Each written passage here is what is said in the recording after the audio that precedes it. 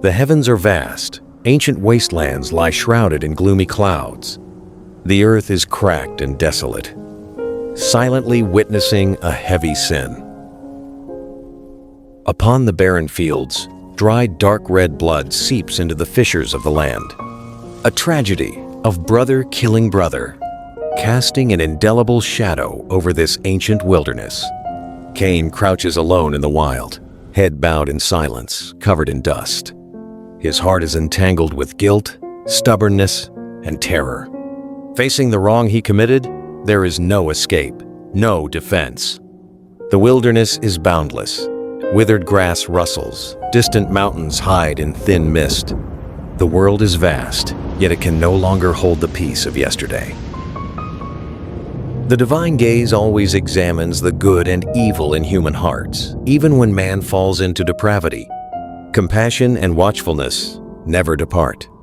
Cain raises his head to the holy light in the sky, his expression stiff and uneasy. He knows in his heart that guilt cannot be escaped. No matter how he hides, he cannot evade the divine questioning and judgment.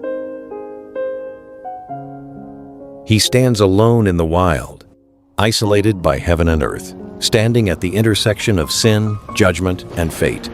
The land, utterly cursed, becomes utterly desolate. The fields are cracked and hardened. Crops will never grow again. The land once tilled has lost all life. Cain gazes at the barren soil, his heart filled with sorrow and despair. Witnessing the earth suffer disaster because of him, he is full of regret, yet still unwilling to truly humble himself and turn back.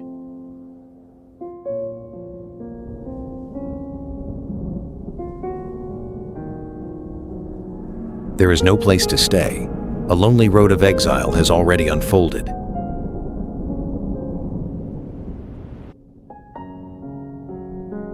Judgment has arrived, yet mercy remains. Punishment is decreed, yet it carries protection, hiding a gentle margin. Cain, exhausted in body and spirit, is weighed down by heavy punishment and filled with sorrow. He sighs at the depth of his sin, finding it hard to bear such a fate of loneliness and wandering. Shadows flow quietly through the wilderness, symbolizing that if sin and hatred are not restrained, they will spread wildly, filling the earth with slaughter and resentment. Holy light slowly condenses in the midair, warm and serene, establishing a sacred covenant. Cain stands quietly in the center of the wasteland, his expression grave, silently awaiting the decree of judgment, calmly accepting all consequences brought by his own actions. Soft light gently approaches Cain's forehead. A sacred ritual descends quietly. A unique mark is about to be engraved upon him. Glimmering light gathers at his brow. An ancient rune slowly takes shape, carrying heavenly solemnity and majesty.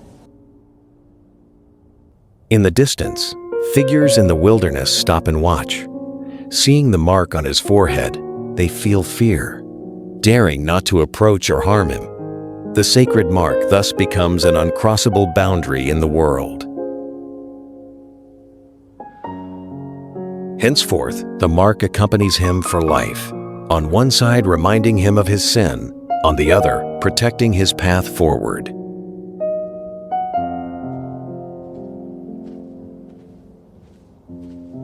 Cain turns to bid farewell to his homeland. His steps are heavy as he embarks alone on the long road of exile. Looking back, all is past. Ahead lies only a lonely journey. His homeland is now far gone. The rest of his life holds only wandering in the wilderness, spending days alone. The setting sun sinks into the wasteland. Twilight gradually dyes the fields. Years of peace end here. From now on, there is only drifting, loneliness, and memories that cannot be erased from the heart.